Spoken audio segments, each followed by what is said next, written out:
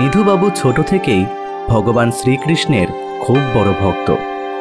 ছোট থেকেই সে তাদের মহেশপুর গ্রামের মন্দিরে নিয়ম করে প্রতিদিন পূজা অর্চনা করে। সকালে ভগবান শ্রীকৃষ্ণকে প্রসাদ দেওয়ার পর সে চলে যায় তার দোকানে। তার একটি সিঙ্গারার দোকান আছে। আগে সে এবং তার বউ মিলে এই দোকানের দেখাশোনা করতেন, কিন্তু কিছু বছর আগে তার স্ত্রী মারা যাওয়ার পর সে নিজের হাতে তার দোকান সামলায়। তার একটা ছেলেও আছে, কিন্তু সে এখানে থাকে না। আরে বাবা, আমি আসবো। তুমি রোজ রোজ ফোন কেন করো বলো তো? আমার জাস্ট ভালো লাগে না। তুই তো আমার একমাত্র ছেলে, হ্যাঁ, তোর সাথে কথা না বললে কার সাথে কথা বলবো? হ্যাঁ হ্যাঁ, আমার তোর জন্য চিন্তা হয়। তুই সেই কবে গিয়েছিলিস, হ্যাঁ, আর আসিসও না এই বুড়ো বাপটার একটু খোঁজ খবরও নিতে। যাবো বাবা, যাবো, আমি একটু সময় পেলেই যাবো। আরে আমার অনেক টাকার দরকার, বুঝলে? শুধু তোমার সিঙ্গারা বিক্রি করা টাকায় আমার কিচ্ছু হবে না। চুপ কর। হ্যাঁ, এই সিঙ্গারার দোকান চালিয়েই আমার জীবন কেটে গেল। তোকে পড়াশোনা শেখালাম, যার দৌলতে তুই বাইরে কাজ করছিস, আর তুই আমায় এখন টাকা দেখাচ্ছিস? প্লিজ, তুমি এখন আবার এসব কথা শুরু করো না বাবা, আমি রাখছি। হে ভগবান, সারা জীবন তোমার সেবা করে কেটে গেল। সরলা বেঁচে থাকতে কোনো অসুবিধাই ছিল না। ছেলেটা থেকেও যেন নেই।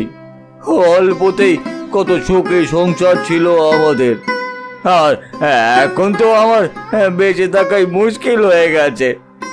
এখন আমার পেট চালানোই বড় দায়। এই বুড়ো মানুষ কি করি?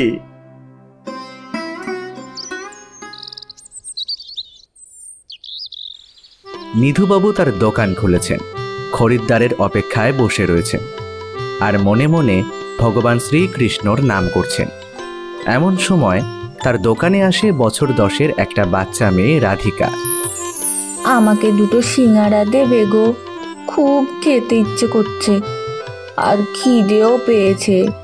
কেন দেব না? আমার দোকানে এসে বসো, আমি এক্ষুনি দিচ্ছি। আমি আগেই বলে দিচ্ছি, আমার কাছে কোনো টাকা পয়সা নেই, কিন্তু পরে বাপু কিছু বলো না। তবে চিন্তা নেই, আমি দিয়ে দেব, ঋণ রাখবো না কোনো, সময় মতো সব দিয়ে দেব।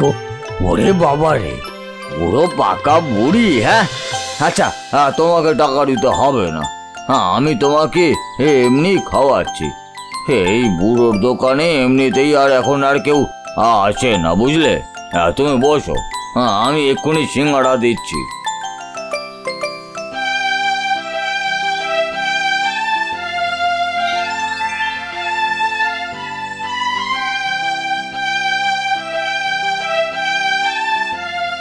খুব সুন্দর সিঙ্গারা, আমার পেটটা পুরো ভরে গেল।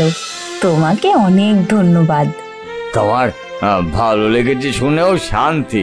তা তুমি থাকো কোথায়? হ্যাঁ, এখন ওই পাশের গ্রামের মন্দিরে থাকি। আরে, এই ফুটফুটে মেয়েটির ঘর নেই? তা তোমার বাবা মার সাথে থাকো না? হ্যাঁ, থাকে। তুমি খুব ভালো গো, আমি রোজ তোমার দোকানে আসব। আমাকে তুমি একটা করে সিঙ্গারা খেতে দেবে? হ্যাঁ হ্যাঁ, নিশ্চয়ই দেব। তুমি প্রতিদিন চলে আসবে, আমরা গল্প করব, কেমন? তাহলে আমি তোমাকে সিঙ্গারা বানাতে সাহায্য করব। যদি এমন হয় তবেই আমি আসব, নয়তো নয়। তুমি সাহায্য করবে? তুমি পারো বুঝি সিঙ্গারা বানাতে? হ্যাঁ, পারি তো, অনেক কিছুই পারি। আগে বলো, তুমি দেবে আমাকে সিঙ্গারা বানাতে? না বললে কিন্তু হবে না। বলো না দাদু, দেবে তো? হ্যাঁ, ঠিক আছে দিদি ভাই, তুমি এসো, রোজ সিঙ্গারা খেয়ে যেও, কেমন? আর যেটুকু পারো সেটুকু সাহায্য করো আমায়। তুমি এলে আমি খুব খুশি হই।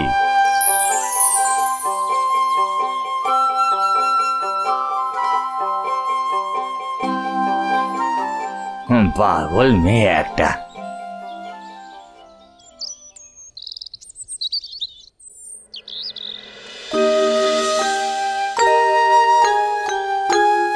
আরে দিদি ভাই, তুমি এত তাড়াতাড়ি চলে এসেছো? বাবা মাকে বলে এসেছো তো? হ্যাঁ দাদু, তুমি এইবার তাড়াতাড়ি চলো। দেখো, সিঙ্গারা তৈরি করব তো, সবাই খেয়ে বলবে দারুণ হয়েছে। আমি তো সেই সময়ের জন্যই অপেক্ষা করছি। বাবা, তোমার কথা যেন সত্যি হয়।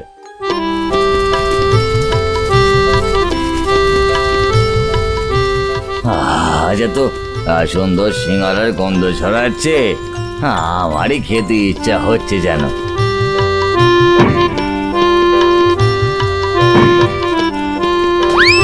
আসো আসো, গরম গরম সিঙ্গারা খেয়ে যাও। দারুণ সুন্দর, মুচমুচে, স্বাদে ভরপুর সিঙ্গারা। নিজে খাও আর বাড়ির জন্য নিয়ে যাও।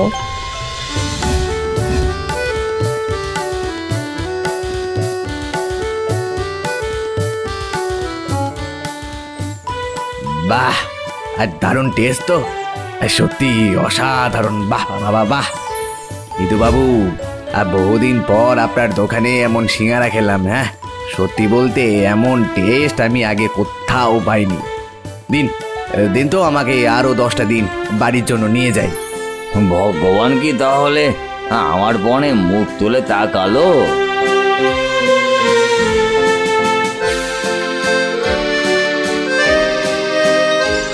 দেখতে দেখতে তার দোকানের সব সিঙ্গারা বিক্রি হয়ে গেল।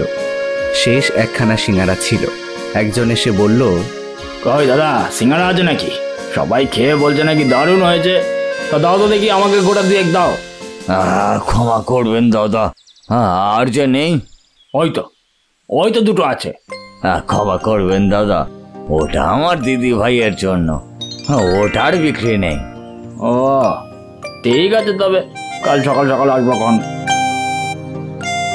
এরপর লোকটি চলে যায়। নিধুবাবু ওই দুটো সিঙ্গারা নিয়ে রাধিকাকে দেয়। এই নাও দিদি ভাই। এই রকম বেশ কিছুদিন চলতে থাকে। দেখতে দেখতে নিধুবাবুর দোকানে আবার আগের মতন নামডাক হয়। অনেক খরিদ্দার আসে, তার অনেক লাভ হতে শুরু করে। একদিন নিধুবাবু যখন তার ক্যাশ বাক্সে টাকা গুনছিল, তখন তার ছেলে হঠাৎ করে আসে। বাবা, কেমন আছো? খোকা, তুই এই কখন এলি? আমি তো ভাবতেই পারছি না। কদিন ধরেই তোকে দেখার জন্য মনটা বড্ড ছটফট করছে। সেই জন্যই তো আর খোঁজ নেওয়া বন্ধ করে দিয়েছো ছেলের। তুই তো খোকা ফোন করলে বিরক্ত বোধ হোস, তাই আর প্রতিদিন ফোন করি না। কখন কি মাথায় ছিল তাই বলে দিয়েছি, সেই নিয়ে তুমি আমার উপর রাগ করে বসে আছো। আমার বুঝি চিন্তা হয় না? তাই তো চলে এলাম। তা ঠিক করেছিস, তোকে আর বাইরের কাজে যেতে হবে না। ঠাকুর আমাদের উপর সদয় হয়েছেন। আমার দোকানের বিক্রি বাট্টা আগের থেকে অনেক বেড়েছে। বাপ ছেলে মিলে দোকানটা চালাই। কেমন? এসব কথা এখন রাখো, বাড়ি যাই, বাড়ি গিয়ে সব কথা হবে। সে গুড়ে বালি, এই চোপের দোকানে বসতে আমি পারবো না।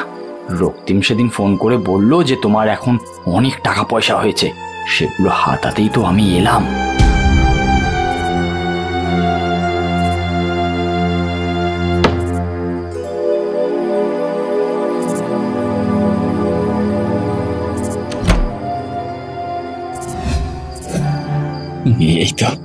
এই তো বাবার সব টাকা এখন আমার। এটা নিয়ে আমি কেটে পড়বো। তবে তার আগে এটা একবার খুলে দেখি। বাক্সটা খুলে দেখে তাতে ছোট একটা পাখি। সে উড়ে এসে ঈশানের হাতে গিয়ে খুব জোরে ঠোকর দেয়। ঈশান খুব জোরে চিৎকার করে ওঠে। তার হাত থেকে বাক্সটা পড়ে যায়। তার হাত দিয়ে রক্ত ঝরতে থাকে। সে যন্ত্রণায় ছটফট করে। তুই যা করেছিস আর আজ যা করতে যাচ্ছিস, তার জন্য তোকে ঠুকরে ঠুকরে মেরেই ফেলবো। আমায় ক্ষমা করো, ক্ষমা করো। আমি আর এমন করবো না, আমি আর এমন করবো না। আমি একটু টাকার বাক্স যেখানে ছিল সেখানে রেখে দিচ্ছি। এবারের মতো আমায় ক্ষমা করো, এবারের মতো আমায় ক্ষমা করো।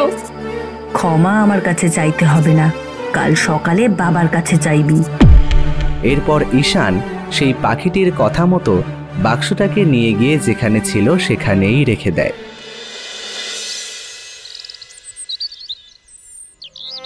পরদিন সকালবেলা তার বাবার কাছে গিয়ে সব বলে এবং ক্ষমা চেয়ে নেয়। এই কথা শোনার পর নিধুবাবু দৌড়ে পাশের গ্রামের মন্দিরে যায়। সেই মেয়েটিকে খোঁজে, কিন্তু কেউই বলতে পারে না। তখন মন্দিরে গিয়ে কাঁদতে কাঁদতে ঠাকুরকে জানায়, হে ঠাকুর, রাধিকা কোথায় আমায় বলে দাও। ও তো বলেছিল এখানেই থাকে, কিন্তু কোথাও তো দেখছি না। আশেপাশের অনেককেই জিজ্ঞাসা করলাম, কেউ তো বললো না রাধিকার মতন কোনো বাচ্চা মেয়ে এখানে থাকে। তারা সবাই বলছে আমি নাকি ভুলভাল বলছি। ওই বাচ্চার জন্য যে আমি আমার বাচ্চার সব রসদ ফিরে পেয়েছি, আমার ধীর বিশ্বাস ওই আমার ছেলেকে আমার কাছে ফিরিয়ে এনেছে। কেউই তোমাকে ছেড়ে যায়নি। আমি সব সময় তোমার সাথে আছি। তোমার অসহায় দিনে আমি তোমার সাথে ছিলাম, আর তোমার দোকানের কোনো অসুবিধা হবে না। রাধিকার হাতের ছোঁয়া পাওয়া ওই রান্নাঘরে তুমি যে রান্নাই করবে সেই রান্নাই সুস্বাদু রূপে পরিণত হবে।